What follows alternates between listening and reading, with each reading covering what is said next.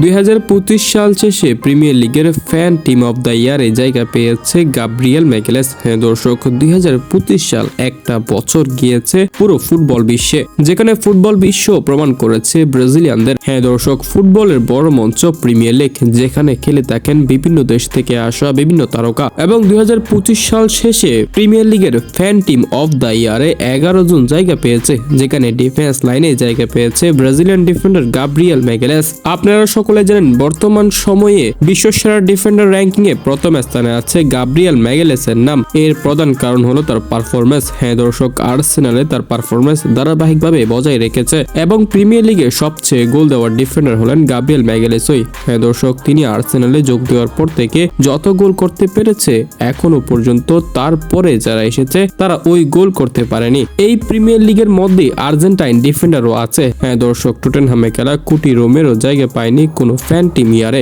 একই রকম ভাবে তার নাম নেই বিশ্বসেরা ডিফেন্ডার র্যাঙ্কিং এও। এবং 2025 সাল শেষ হওয়ায় যেই একাদশ প্রকাশ করেছে, সেখানে গোলকিপারে আছে আর্সেনালের গোলরক্ষক রায়া, আছে চেলসিতে খেলা জেমস থেকে শুরু করে গাব্রিয়েল, ফরওয়ার্ড লাইনে আছে আর্লিং হালান্ড, মিডফিল্ডে আছে রাইস, একই সাথে জায়গায় পেয়েছে ব্রুনো ফার্নান্দেসও। সবকিছু পারফরমেন্সের উপর ভিত্তি করে এই একাদশটা প্রকাশ করেছে। সুতরাং এখানে যে গাব্রিয়েল ম্যাগালেসের নাম থাকবে এটা স্বাভাবিক। তবে গাব্রিয়েল ম্যাগালেস 2025 সালে এই স্থানে জায়গা পেলেও আর্জেন্টাইন কোনো তারকা যারা প্রিমিয়ার লিগে খেলে থাকেন তারা কেউই একাদশে জায়গা পায়নি।